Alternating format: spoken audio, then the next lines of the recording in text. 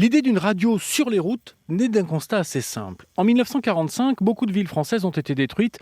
Au mieux, elles peuvent offrir des salles de cinéma de 400 places. C'est aussi le constat du bouillonnant patron des programmes de la future RTL, Louis Merlin. Il faut, se dit-il, un chapiteau. Le cirque offre la possibilité de pouvoir réunir plus de 1000 spectateurs sous une toile de tente. Le cirque y trouve son intérêt puisque la radio va lui offrir une notoriété incroyable. Chers amis de Villeurbanne, attention, attention. C'est jour de fête au pays, quand le cirque passe. Ainsi naît le Radio Circus, en partenariat avec les frères Grus. Bonsoir mesdames, bonsoir mesdemoiselles, bonsoir messieurs. Après les clowns et les lions, on faisait entrer sur la piste le petit camion technique d'RTL. On déployait alors le décor assez simple, une table, un micro. L'animateur phare de ces années circus s'appelle Zappy Max. Max Doucet de son vrai nom, ancien professeur de claquettes, mais surtout un sacré personnage monté sur pile électrique. Et sans plus attendre, faites entrer notre premier candidat.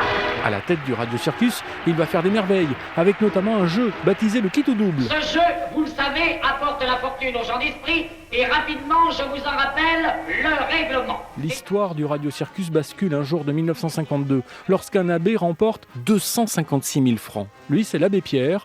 Les auditeurs de Radio Luxembourg le connaissent déjà. Et ce jour-là, il est venu avec un but précis, tenter de décrocher le gros lot pour son mouvement Emmaüs. La radio au plus près de l'auditeur donnera bien des années plus tard une incroyable opération d'RTL. La première à tenter une délocalisation complète de son antenne dans une ville. Nom de code, les bulles RTL. Bulles, à cause de la forme du chapiteau pouvant accueillir des centaines de spectateurs, on délocalise toutes les émissions d'RTL et les grandes sessions d'information, comme ici à Lille en avril 1976. Et à chaque bulle, sa vedette. RTL 18h30, c'est maintenant en direct de Lille.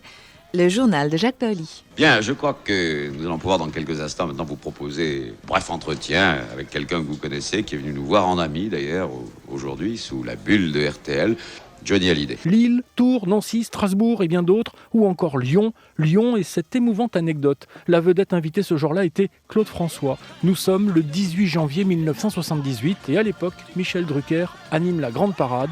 Il interviewe Claude François. Claude François, je vais à Rio. Claude, est-ce qu'il vous reste encore 30 secondes de souffle? À ton service. Je me suis toujours demandé quel était le moteur de Claude François et où il trouvait son énergie. Je crois qu'elle se puise dans ce que j'appellerais moi l'enthousiasme. Ça se puise dans la tête et puis il faut être amoureux.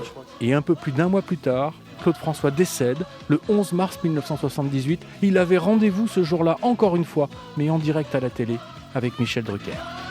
Quand tu souris, je m'envole au paradis, je vais à Rio de Janeiro, je prends ta main et nos cœurs font plus de bruit que toutes les cymbales.